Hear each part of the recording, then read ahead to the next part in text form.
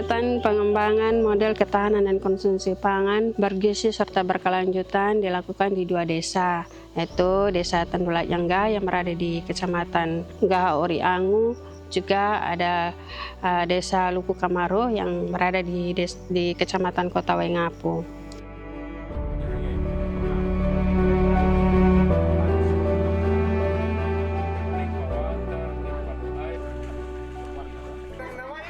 Nah, ada pun kegiatan-kegiatan yang dilakukan seperti budidaya aneka ragam pangan lokal yang kemudian dilanjutkan dengan pengembangan olahan dan produk pangan lokal serta pengembangan lumbung pangan kelompok. Kemudian kegiatan lain yang dilakukan juga ada pengembangan tanaman sayuran dan hortikultura, juga ada pengembangan tanaman buah-buahan usia pendek seperti melon, semangka, juga ada pepaya.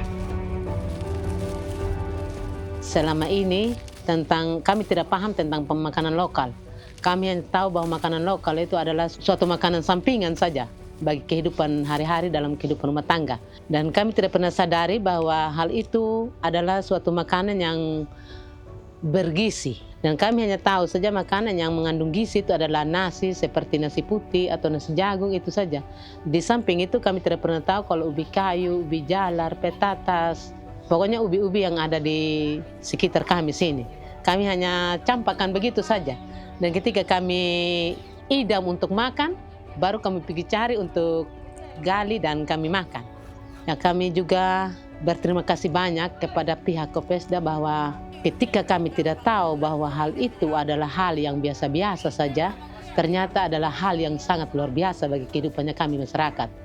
Dan kami disarankan untuk semakin mengonsumsi makanan-makanan lokal seperti apa yang sudah disebutkan tadi, karena di dalam itu mengandung gizi, benar-benar adalah makanan yang mengandung gizi bagi kehidupannya kami. Kami tahu juga bahwa nenek moyang atau apu boku orang yang lalu itu mengonsumsi hal-hal itu.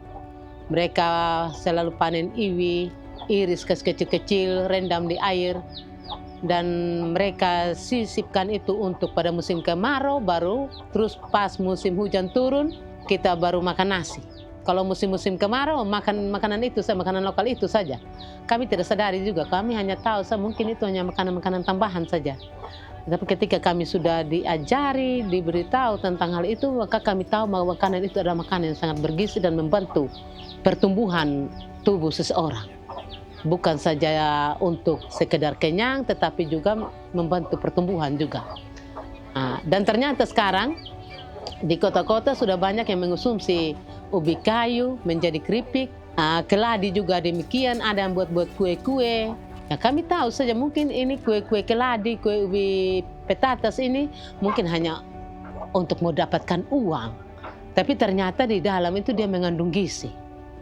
Ketika kami sudah mendapatkan pelajaran, diberitahu bagaimana cara mengonsumsinya itu, ternyata itu sangat bagus sekali bagi kehidupan dan menambah kehidupan ekonomi rumah tangganya kami. Semakin menambah untuk menanam, maka kelaparan mungkin akan kurang bagi kehidupannya kami. Untuk mendukung semua kegiatan yang dilakukan ini, ada beberapa kegiatan peningkatan kapasitas yang dilakukan, seperti edukasi tentang perubahan iklim dan pertanian lahan kering, serta teknis budidaya pangan lokal yang dilanjutkan dengan praktek konservasi tanah dan air. Terus kegiatan edukasi lainnya ada pelatihan dan praktek pembuat pupuk dan pestisida organik.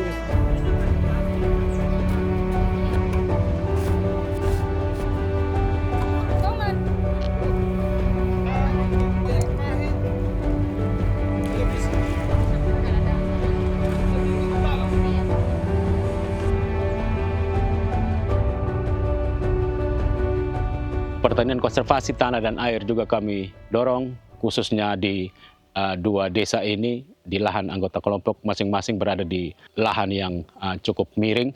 Oleh karena itu kami rasa sangat penting sekali pertanian konservasi dan air untuk dilakukan kembali, sehingga menjaga kesuburan dari tanah itu sendiri. Atau pengembangan model tanaman tumpang sari yang coba kami dorong ke teman-teman kelompok. Jadi ada tanaman ubi kayu, ada jagung lokal, ada sorghum, ada luwa, ada litang, ada ganyong, ada ubi jalar, dan ada keladi.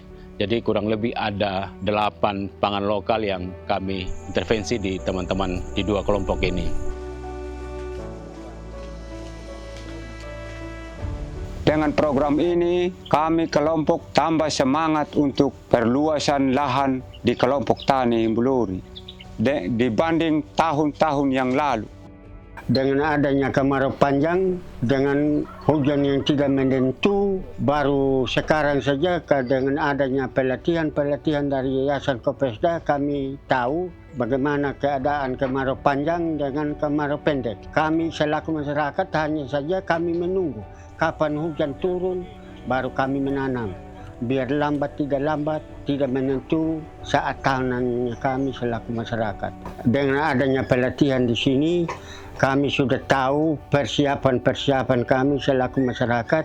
Pertama kami buat terasering, buat gali-gali lubang untuk menanam pohon-pohon, tanaman-tanaman yang dibagikan dari Yayasan Kopesda. Ya, cukup ada perubahan bagi kami selaku masyarakat di sini karena dengan adanya persiapan ini. Ini konservasi untuk menahan erosi, untuk tanam tanaman umur pendek, ubi-ubian, dan lain-lain. Jadi ang gunyumanu ana kamiring hanu ana ita mamya ana hasilnya kurang madakan om. Jadi bana anta baking kamanu na pa ana ka ana hamamata kamanu katabi hili luay makana panjadan tanamiring yan om. Watar ona kurang madakan jalin. Ang ning madiki anang bibit manu nda mahili but apa bibit watar napa. Ana katabi hili luay akano ka ana tabang gama. Nang ana wa kamiring wayan no bambat ana may itang may contoh no padang usaha mamang ano pa panday kamuto. Papamula ana wa madimi kami ka ana rumbayawan no pantundoy mamaya ka ano pa ano pa kamuto. Naharapan mo na ho umbo pa yung maya kan hamata kamalang paritandeha hamal na PPL PP3K ang ikhaman no kan ana tambang kinon na pa ana ita kaman na pa ana luriwa man yung manapam. Semua kegiatan ini dilakukan dalam rangka untuk meningkatkan ketahanan dan konsumsi pangan bergizi masyarakat.